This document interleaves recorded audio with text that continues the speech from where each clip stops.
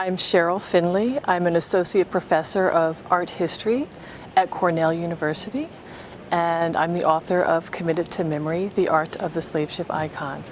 a book in art history about one of the most iconic and recently and historically reproduced images based on the history of the transatlantic slave trade, but also an image that is a beacon for contemporary artists and cultural innovators of the 20th century and today. I began this project when I was a graduate student at Yale University in the departments of African American Studies and Art History. And it was a time almost 20 years ago in the late 1990s when in the United States, but also internationally, there was a big uproar and cry to bring attention to the history of slavery as it related to people of African descent in the United States as well as in the Americas. And in the United States, this image that I call the slave ship icon, the plan of how enslaved Africans were transported during the Middle Passage, the transatlantic voyage from the coast of Africa to the Americas, how this abolitionist image created by British abolitionists in 1788, how that image traveled around was one that was reproduced widely in the United States, in museum communities, in public histories, and also an image that was used by lawyers and advocates who were trying to bring about what was called reparations for the descendants of enslaved Africans. So many people were using this image as what's called a mnemonic, a way to try to understand their history through an image that speaks about the history and relates to not only a human atrocity, but also struggles for freedom and humanity. And this image is one that continued to appear either in printed matter in newspapers like the New York Times, or in exhibitions in new museums like the Charles Wright African American Museum in Detroit, or even in works by contemporary artists, people such as Maria Magdalena Campos Pons and other artists who were creating large-scale installations trying to understand her roots as an Afro-Cuban woman who had descendants that came from Nigeria, and how those descendants from Nigeria brought with them their religious practices of the Yoruba religion, how that religion melded with Christianity. And through this image of the iconic slave ship, she created a work of art called the Seven Powers, referring to the seven Yoruba Orishas, how they came through the transatlantic slave trade by the sea. And so works like this were works that, as an art historian, I saw, and I felt the need to write about them because this image kept coming up. I chose to focus on this image specifically because there were so many different iterations of it, and because while other art historians had written about it in chapters of books, they primarily focused on the image itself. They frequently did not refer to the textual part of the image. It was a schematic, a print that was in 7 different numbered sections, but then there was a text that went along with the description. And that text tried to describe the conditions on board the slave ship during the 6 to 8 week voyage in the Middle Passage.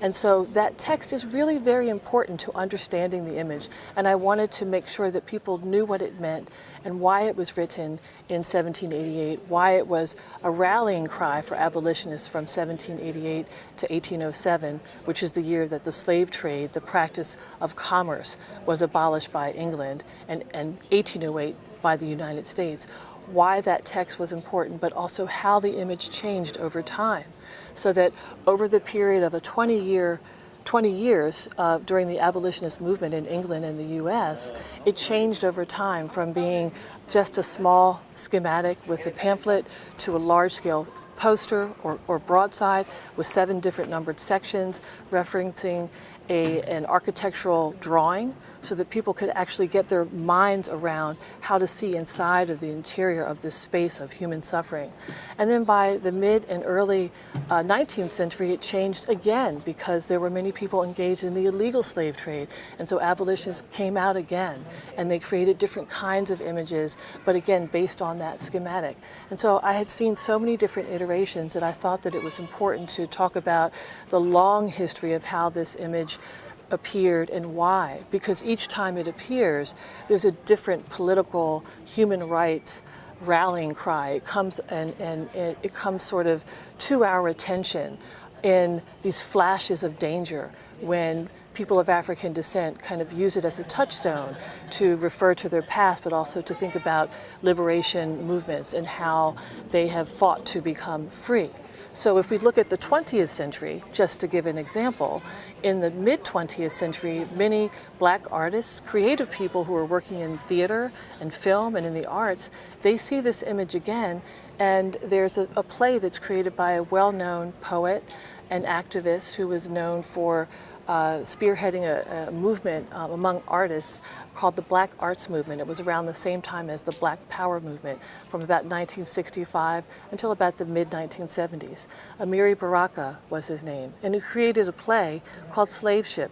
and that play used a really intricate and amazing set that was based on this architectural schematic of the slave ship icon, designed by a very well-known theater designer, production designer named Eugene Lee, and the play was performed and created in the round so that everyone who came into the theater, everyone was complicit. Even if you just came as an innocent bystander to enjoy the play, you were complicit in this history that he was trying to unfold around this one single image, talking about the origins of African Americans coming through the transatlantic slave trade. And so there are other examples of artists who work as painters and photographers and installation artists who find it something that's really important to bring attention to other issues that are pressing. In the U.S., even in the late 1990s, the prison industrial complex, which is a reference to how in the U.S. there's a very big and booming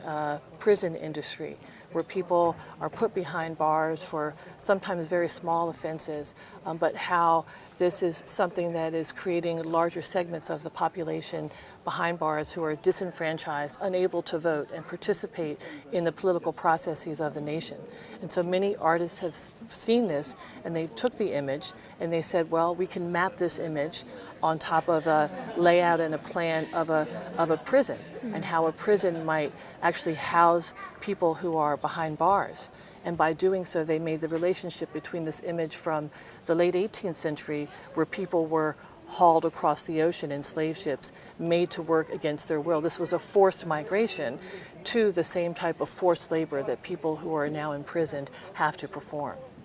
The role of storytelling is an extremely important part of African American and African diaspora history and culture. Throughout centuries, throughout the beginning of African and African diaspora culture, storytelling has been at the root of how societies remember and how they take account of who they are as families, as individuals, but also how they share their history and culture with generations to come. So if we take one person that I write about in Committed to Memory, his name is Olada Equiano. He was a Nigerian-born man who was enslaved as a child, and he ultimately wins his freedom over 2 times, but he comes out as being someone who is a large advocate for ending the transatlantic slave trade. He very easily and quickly associates himself with abolitionists in Britain, where he's living as a free man in the late 1780s. And by 1789, he writes his own autobiography. And that autobiography is something that is used to the autobiography that Olada Equiano writes is used to raise money for the abolitionist efforts. He has a subscription where people have to pay a certain amount of money in order to purchase his book, and his book tells about his trials and tribulations as being a young man enslaved at the age of approximately 11, how he worked on slave ships, how he was made to work on slave ships, how he won his freedom, and so on. And this is a piece of literature that to this day in my classroom I still teach. So the role of storytelling and African American and African literature is important in that it enables us to preserve our history, and it enables us to teach generations, and enables us to remember the past and understand how even horrific and difficult times in the past can be in some way inspiring and help us to think about how other freedom struggles can be won. Documentation is also important.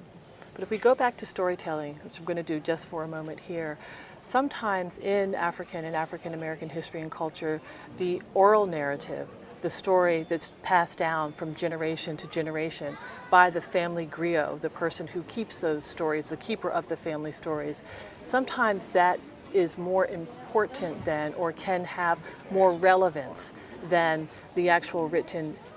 record and the documentation.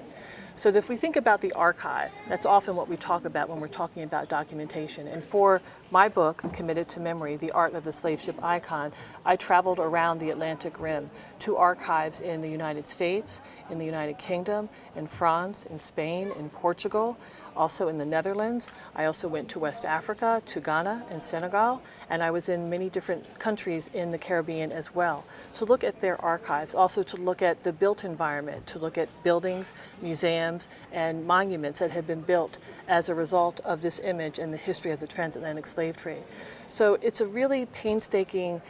path in order to do the amount of research that's done for a book like this. As I mentioned before, it's something that I began about 20 years ago. And so it has taken time also because many new advances in creating and thinking about archives have enabled me to do my research. When I began this research, the internet was just something that we all had at our fingertips, but it wasn't what it is today. There was no Twitter or anything like that. But I want to get back to your question about documentation in the archive. Documents are important, and this book is filled with visual documents from the British Library and from this history. But we also have to be skeptical of documents and documentations, because sometimes when you come from a community that has been either deprived or a community that has been oppressed, which is what has happened to people of African descent through the business of slavery and the transatlantic slave trade, sometimes it's difficult to find the kinds of documents that you need to speak about your history. Sometimes you have to be skeptical about what kinds of things were collected, what things weren't collected. Sometimes as a researcher you have to put on a different set of glasses to read those documents that might be different from the person who actually collected those objects. And so as an example, if we talk about shackles that were used to enslave and hold back men and women during the Middle Passage, put on their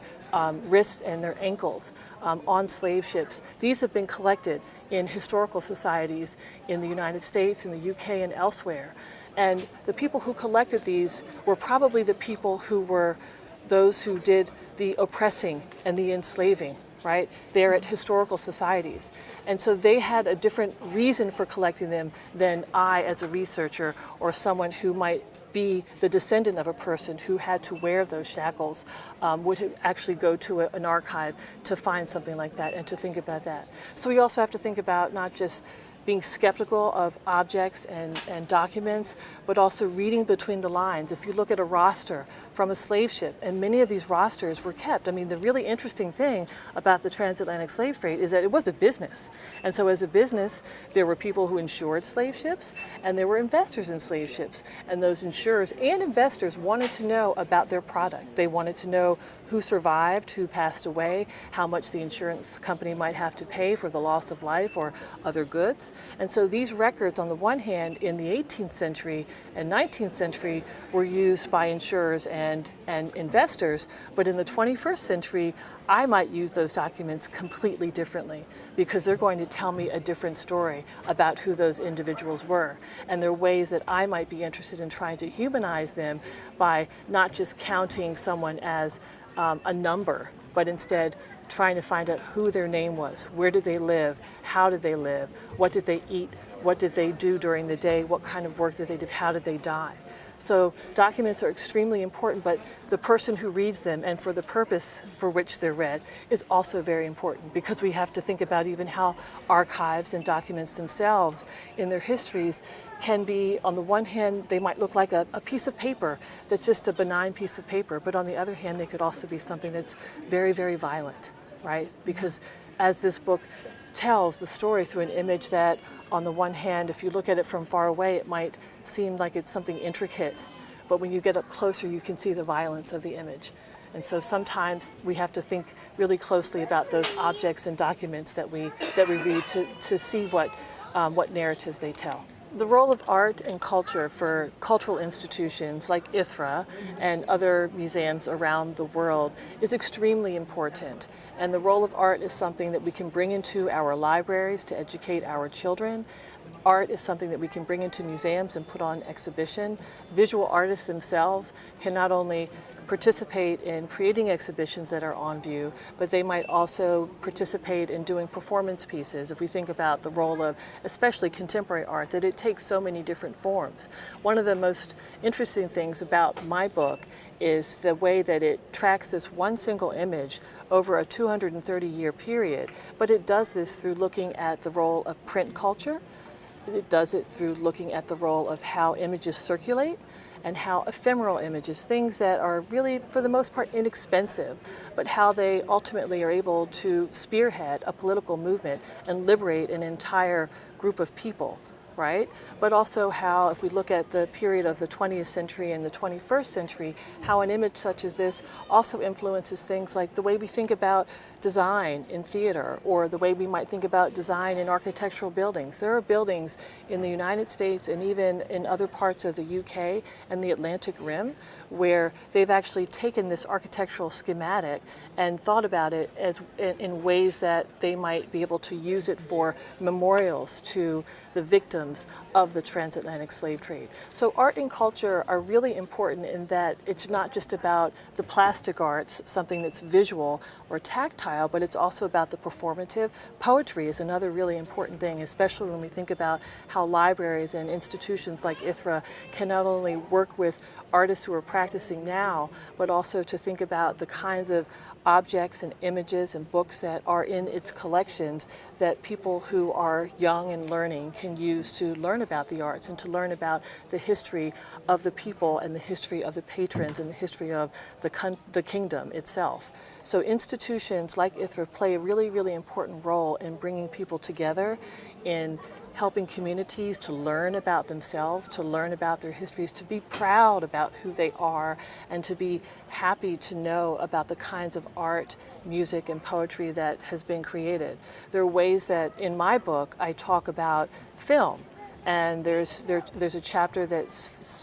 focuses specifically on a film that was created. There's also a chapter that focuses specifically on poetry and how a poem was inspired, and many poems have been inspired by this image. So art and cultural institutions are so significant to the way societies function and the way that societies remember and hold on to tradition, but also help tradition to create itself anew in new generations as they are born again and again. So they are important for the very lifeblood of any kingdom in the world, in my opinion, any country.